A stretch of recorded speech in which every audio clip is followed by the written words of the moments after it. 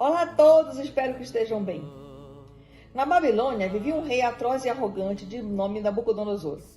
Por conta de sua baixa estatura, era constantemente debochado. As pessoas questionavam como um rei sem presença pessoal reinava de um canto a outro do mundo. Fato é que ele era realmente forte e poderoso e vencia todas as batalhas.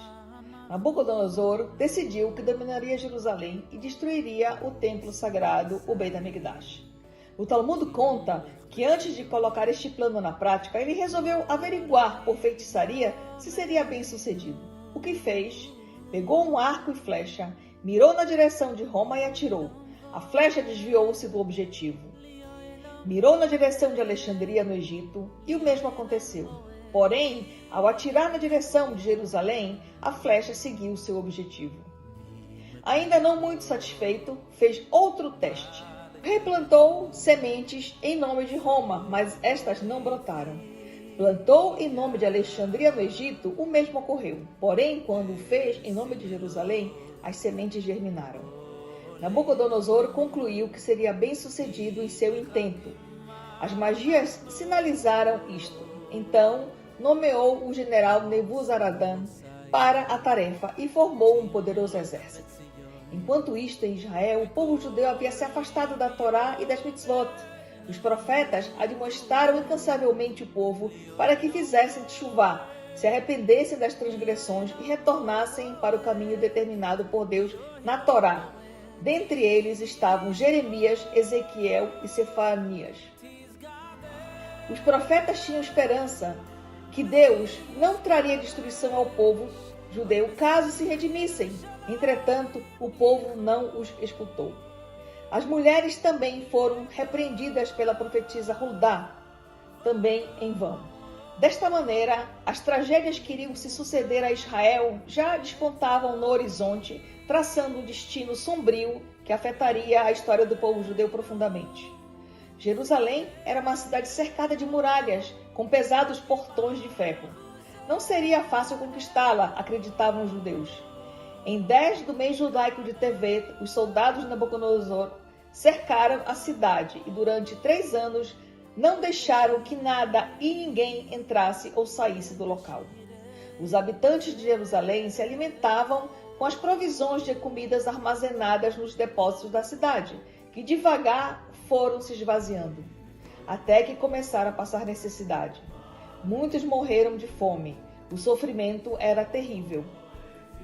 Conta o Midrash o trágico relato de mulheres, provavelmente 2, que se encontraram no mercado. Uma perguntou para a outra o que ela estava fazendo lá, já que em outras épocas não costumava frequentar o local. A outra respondeu que não precisava esconder a verdade, estava com uma fome difícil de suportar. Procuraram comida e não encontraram. Procuraram por toda a cidade e nada encontraram. Encostaram-se nas colunas e lá mesmo morreram. Seus bebês subiram em seus corpos sem vida e sem leite para mamar também morreram. Nabucodonosor não conseguiu de pronto conquistar a cidade. Os judeus estavam fortalecidos, enfrentando o inimigo bravamente. Deus esperou até o último momento para que os judeus fizessem teshuvá. Somente no momento determinado por Deus, o exército inimigo adentrou a cidade sagrada e o destino do povo judeu foi selado. Na época, reinava em Israel Tzidkiau, que, como rei, tinha o poder de encaminhar o povo ao arrependimento se quisesse. Porém, ele nada fez. Tampouco seu comportamento era correto aos olhos de Deus. Se você está curtindo este vídeo e achando esse conteúdo relevante, não esqueça de dar o like e compartilhar para que mais pessoas tenham acesso a ele. Se você ainda não está inscrito no meu canal, se inscreva e aperte o sininho para saber de todas as novidades que estão acontecendo por aqui. Jeremias profetizou que Tzidkiau viria para a Babilônia e lá morreria. E o mais terrível dessa profecia era que ele não veria a Babilônia. As palavras do profeta não foram entendidas por Tzidkiau naquele momento. Afinal, se ele iria para a Babilônia, como seria possível não vê-la? Tzidkiau sabia que caso Jerusalém fosse invadida pelos babilônios, os inimigos viriam imediatamente capturá-lo. Tão logo soube da invasão, Sidequial e seus filhos fugiram por um caminho secreto subterrâneo que começava dentro do palácio e terminava perto da cidade de Jericó. Enquanto os inimigos estavam ocupados conquistando Jerusalém, Sidequial e seus filhos estariam sãos e salvos em outro lugar, longe da cidade. Pensavam. É como bem diz o provérbio judaico: muitos são os planos do homem, porém o que prevalece é a vontade de Deus. Logo, na saída da caverna, Sidequial e seus filhos encontraram um batalhão de soldados babilônios.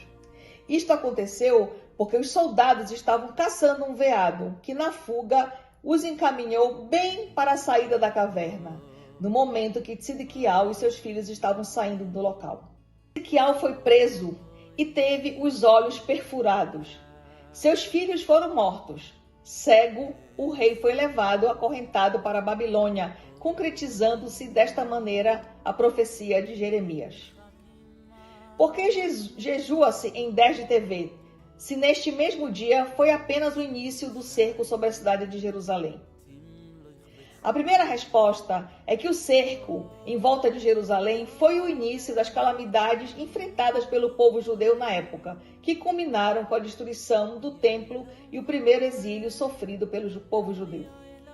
Desta forma, este jejum, por assim dizer, pode ser considerado o pai, a fonte de todos os outros jejuns do ano. Vejamos, depois do cerco de 10 de Tevet, em 17 de Tamuz, as muralhas de Jerusalém foram quebradas. Logo em seguida, em 9 de Av, o templo foi destruído. E em 3 de Tishrei, Gedalial, nomeado pelos babilônios para governar a terra de Israel, foi assassinado. Foi uma sucessão de eventos trágicos. Até hoje, estamos no exílio, também por conta do exílio babilônio. Um fato interessante, o jejum de 10 de Tevet nunca cai no Shabat.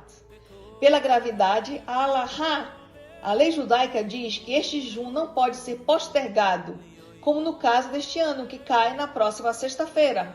O término do jejum acontece somente depois do Kiddush de Shabat.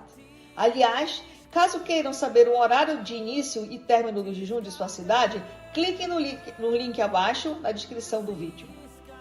Outro ponto, a finalidade do jejum é fazer com que o povo reflita sobre os erros cometidos na época que ocorreu o acontecimento, mas também requer reflexão de seus próprios erros, procurando corrigir e melhorar, conforme está escrito no Levítico, e confessarão a sua iniquidade e a de seus pais pela falsidade que cometeram contra mim.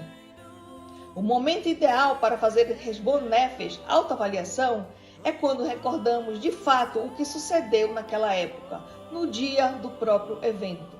Por isso, é importante que as pessoas que jejuam não desperdicem este dia com futilidades e pratiquem boas ações.